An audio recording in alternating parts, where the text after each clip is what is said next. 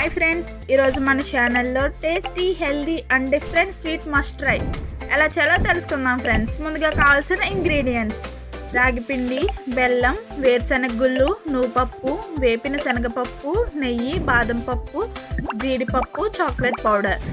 Let's get started గా. Stove on చేసుకుని pan పెట్టుకుని 1/2 కప్ వేరుశనగ గుళ్ళు వేసుకుని గోల్డెన్ కలర్ వచ్చే వరకు ఫ్రై చేసుకోవాలి. స్టవ్ ఆఫ్ చేసుకోవాలి, ప్లేట్లోకి తీసుకోవాలి. స్టవ్ ఆన్ చేసి ప్యాన్ పెట్టుకుని 1/2 కప్ నువ్వుపప్పు వేసుకుని 1/2 కప్ వేపిన శనగపప్పు వేసుకుని ఫ్రై చేసుకోవాలి. వేరుశనగ గుళ్ళు పొట్టు తీసుకోవాలి. నువ్వుపప్పు, వేపిన శనగపప్పు గోల్డెన్ కలర్ వచ్చే వరకు ఫ్రై చేసుకోవాలి. ప్లేట్లోకి తీసుకొని చల్లార్చుకోవాలి. స్టవ్ ఆన్ చేసి ప్యాన్ పెట్టుకుని 2 టీ స్పూన్ నెయ్యి వేసుకోవాలి. 2 కప్ రాగి పిండి వేసుకుని వేయించుకుంటూ ప్రక్కన పొట్టు తీసి పెట్టుకున్న వేరుశనగుళ్ళని నువ్వుపప్పు, వేపిన శనగపప్పులతో కలుపుకోవాలి. రాగి పిండి ప్లేట్లోకి తీసుకోవాలి. తర్వాత మిక్సీ జార్లోకి వేయించి పెట్టుకున్న పప్పులన్నీ వేసుకుని 1/2 కప్ బెల్లం వేసుకుని 1 టీ స్పూన్ నెయ్యి వేసుకోవాలి. పేస్ట్లా చేసుకోవాలి. ప్లేట్లోకి తీసుకోవాలి.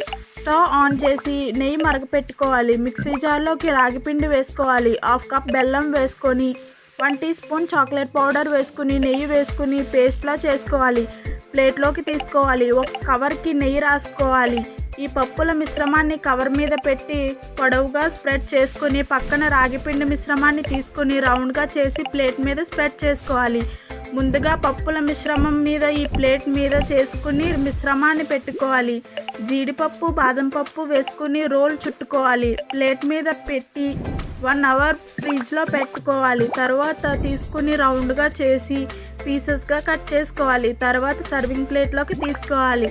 జీడిపప్పు, బాదం పప్పుతో గార్నిష్ చేసుకోవాలి. అంతే, tasty healthy and different sweet must try ready.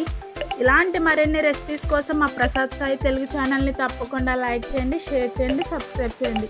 పక్కనే ఉన్న బెల్ ఐకాన్ని క్లిక్ చేయడం మర్చిపోకండి ఫ్రెండ్స్. Thanks for watching.